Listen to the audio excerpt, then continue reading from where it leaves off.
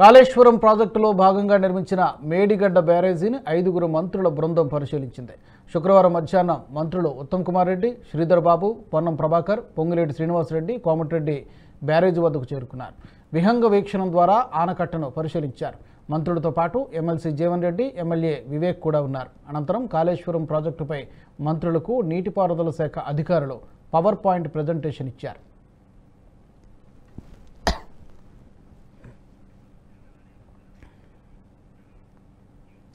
ఈ సందర్భంగా మీడియాతో మంత్రులు మాట్లాడారు. మంత్రి ఉత్తమ్ కుమార్ రెడ్డి మాట్లాడుతూ ప్రజాధనంతో కట్టిన ఈ ప్రాజెక్టు డ్యామేజ్ కావడం దురదృష్టకరమన్నారు. డ్యామేజ్ జరిగితే గత ప్రభుత్వం కనీసం రివ్యూ కూడా చేయలేదన్నారు. సాగునీటి ప్రాజెక్టుల పనులు చూస్తుంటే బాధేస్తోందని చెప్పారు.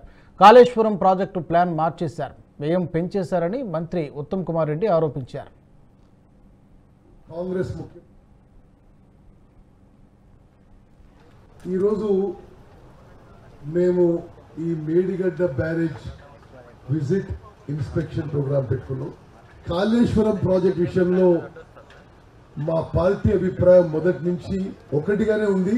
ప్రాణహిత చేవెళ్ల ప్రాజెక్టు ఆనాడు కాంగ్రెస్ ముఖ్యమంత్రి రాజశేఖర రెడ్డి గారు శంకుస్థాపన చేసినప్పటి నుండి మీకు ఒకసారి ఆ అంకెలు కూడా చెప్తాను. 38,000 కోట్లతో 16,40,000 ఎకరాల కొత్త ఆయకట్టు ఇవ్వడానికి ప్రాణహిత చేవెళ్ల ఒప్పుకోవడం జరిగింది. కట్టాలని ఆ ప్రభుత్వం నిర్ణయం తీసుకోవడం జరిగింది. మరి కాలువలు తోవడం జరిగింది. ఆ బ్యారేజ్ విషయంలో, ఆ హైట్ విషయంలో మహారాష్ట్రలో జరగబోయే కొద్దిపాటి ముంపుకి ఆ ప్రభుత్వంతో అక్కడున్న ప్రజలతో చర్చలు జరుగుతున్న సందర్భంగా ప్రభుత్వం మారింది. కాంగ్రెస్ ప్రభుత్వం వచ్చిన కొత్తలో అదే ప్రాజెక్టు నిర్మాణం చేయాలనే ఉద్దేశంతో ముందుకు పోయింది. వాళ్ళు కూడా ఏ హైట్ కట్టాలి, ఎంత సబ్మర్జెన్స్ అవుతుంది, మరి 1000 ఎకరాల, 2000 ఎకరాల, 3000 ఎకరాల, దానికి కంపెన్సేషన్ ఎట్లు ఇవ్వాలి, అక్కడ కొంత వాళ్ళు వ్యతిరేకించినా దానికి ఏ విధంగా సంజాయించాలనేది ముందు చర్చలు జరిగినాయి. మేడిగడ్డ దగ్గర మరి ప్రాజెక్టు యొక్క లొకేషన్ మార్చేయడం జరిగింది. మార్చేసి ఆనాడు ఒక బ్యారేజ్ తుమ్మడిహెట్టి దగ్గర అనుకుంటే మరి మేడిగడ్డ, సుందారం, సుందిల్లా, అన్నారం 3 బ్యారేజ్లు, లిఫ్ట్లు, మరి పెద్ద ఎత్తున ప్రాజెక్ట్ కాస్ట్ పెరగడం, మరి గత 10 ఏళ్ల పాటు జరిగిన విషయం మీకు అందరికీ తెలుసు. నేను ఒక విషయం గుర్తు చేస్తున్నా. ఆనాడు 38,000 కోట్లకి 16 లక్షల ఎకరాలకి 80,000 కోట్లది, 80,000 కోట్లు సిడబ్ల్యూసి అప్రూవ్డ్ కాస్ట్. దీని కింద అప్పుడు 16 లక్షల ఎకరాల కొత్త ఆయకట్టు ఉంటే ఇక్కడ 18 లక్షల ఎకరాల ఆయకట్టుకి. కాళేశ్వరం ప్రాజెక్టుపై ప్రజలకు అనేక అనుమానాలున్నాయన్నారు మంత్రి వెంకటరెడ్డి. కాళేశ్వరం ప్రాజెక్టు కుంగిపోవడం, నష్టం వివరాలు ప్రజలకి వివరించాల్సిన బాధ్యత మాపై ఉందన్నారు.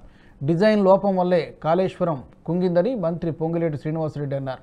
ఆనాడు జాగ్రత్తలు తీసుకుంటే ఈరోజు ఈ పరిస్థితి వచ్చేది కాదన్నారు.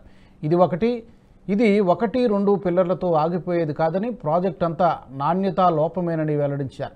వందలాది కోట్ల ప్రజాధనం వృధా అయిందని పొంగులేటి అన్నారు. కాళేశ్వరం ప్రాజెక్టు ద్వారా ఎన్ని నీళ్లు ఇచ్చారు, ఎన్ని ఎకరాలు సాగు చేశారో తెలుసుకోవాల్సిన అవసరం ఉందన్నారు మంత్రి పొన్నం ప్రభాకర్. దీని మీద సరి అయిన ఎంక్వైరీ చేసుకొని అసలు మీరు తీసుకొచ్చిన పంపులు 21 పంపింగ్ స్టేషన్స్ ఏ కంపెనీకి వెళ్ళి తీసుకొచ్చిండ్రు, టోటల్ అసెంబ్ల్డ్ మోటార్స్, దాని వాల్యూ ఎంత, బిహెచ్ఎల్ మోటార్ మా ఉదయ సంవత్సరం ప్రాజెక్టులో ఏఎంఆర్పీలో నేను ఫస్ట్ 99లో ఎమ్మెల్యే ఉన్నప్పుడు ఫిట్ చేపిస్తే ఇప్పటికి రిపేర్ రాలే. అంతకుముందే 2 ఇయర్స్ ముందు ఉండేది. 25 ఇయర్స్లో ఒక్కసారి బ్రేక్ డౌన్ కాలే మోటార్స్. మీకు కూడా తెలుసు మురళి ఈఎన్సీ గారు, ఎప్పుడైనా ఫెయిల్ అయినా మోటార్స్. ఈ చెత్త మోటార్లు అసెంబ్లీ మోటార్ తీసుకొచ్చి 1000 కోట్ల రూపాయల మోటార్ని 4,000 కోట్లు ఛార్జ్ చేసాం. డిఫరెంట్ కంపెనీస్, స్మాల్ కంపెనీస్కి వెళ్ళి తీసుకొచ్చి అసెంబ్లీ తీసుకొచ్చి ఫిట్ చేసాడు. ఎంత బాధ అనిపిస్తుంది అంటే మాకు ఇవాళ గవర్నమెంట్లో, మేము గవర్నమెంట్ నుండి సెటరేట్ చేద్దామన్నా సెటరేట్ చేయలేని పరిస్థితి తీసుకొచ్చారు మీరు. అందుకని ఆనరబుల్ మినిస్టర్ రిక్వెస్ట్ చేసేది ఏంటంటే ఈ ప్రాజెక్ట్ని ఎలా చేస్తారో, ఏం చేస్తారో దీన్ని ఒక ఎక్స్పర్ట్ కమిటీతో పాటు ఈ మోటార్స్ కానీ దీని మీద కానీ సీరియస్ తీసుకొని ఈ ప్రాజెక్టుని పూర్తి చేయడం కాదు, మధ్యలో గౌరవెల్లి ప్రాజెక్ట్ దాన్ని ఆపేసిండ్రు. అంటే అప్పటి ప్రాజెక్టు పూర్తి చేస్తే ప్రాణహిత పూర్తి చేస్తే కాంగ్రెస్ ప్రభుత్వానికి పేరు వస్తుంది. గౌరవెల్లి పూర్తి చేస్తే అప్పటి ప్రాజెక్ట్ ఇవన్నీ మంచి పద్ధతి కాదు. మీరు ఇంజనీర్స్గా మీరు అడ్వైజ్ చేయాలి. మీరు మీ మాట విన్నప్పుడు మీరు వెళ్ళిపోవాలి. మీరు అక్కడి నుంచి ఇవాళ మీరు బస్వాపూర్ అన్నారు, కొండపోచమ్మ నిండింది, మల్లన్న సాగర్ నిండింది, 10 గండిపేటలంతా కెపాసిటీతో 54,000 ఎకరాలు చేసిండు.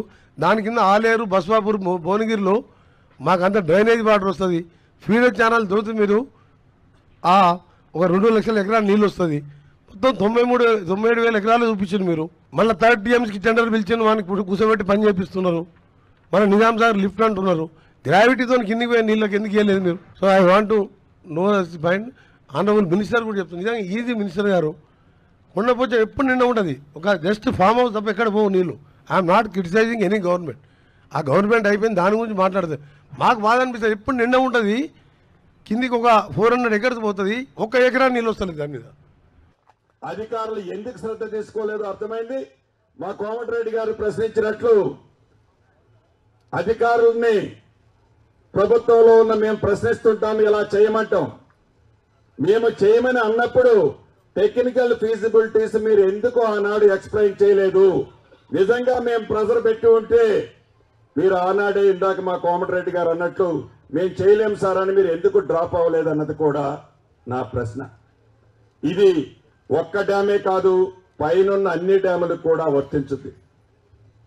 రెండవది, ఈ పంపులు ఏదైతే పంపులు మునిగాయి, పంపులు మునగటానికి కారణం నిన్ననో మొన్ననో చూశాను ఆ పెంటారెడ్డి గారి స్టేట్మెంట్ కూడా. నేను ఆ రోజే చెప్పాను 152 126 మీటర్ సైట్ లో పెట్టాలని నేను ఆ రోజే చెప్పాను. ఇది మీరు టెక్నికల్ శాంక్షన్ ఇచ్చి టెండర్స్ కాల్ఫేర్ చేసే రోజు 126 లెవెల్ పెట్టారు. మీకు ఇంజనీర్లు చాలా సీనియర్ మోస్ట్లు మీరు. ఇది 28 లక్షల క్యూసెక్లు డిశ్చార్జ్ వస్తుందా, 30 లక్షల క్యూసెక్లు డిశ్చార్జ్ వస్తుందా, వచ్చినప్పుడు లెవెల్ ఎంత వస్తుందో మీకు తెలియంది కాదు. మీరు ఆ 126 లెవెలే కట్టి ఉంటే ఆనాడు అన్ని పంపులు మునిగాయా? ఈ వీడియో మీకు నచ్చినట్టయితే లైక్ చేయండి, 10 మందికి షేర్ చేయండి. అలాగే కామెంట్ల రూపంలో మీ అభిప్రాయాలను మాతో పంచుకోండి. Nationalist hub group of channels ను సబ్స్క్రైబ్ చేసుకుని తెలుగునాట జాతీయవాద జర్నలిజాన్ని ప్రోత్సహించండి. ఈ వీడియో కింద ఉన్న బెల్ ఐకాన్ పై క్లిక్ చేయడం మర్చిపోవద్దు.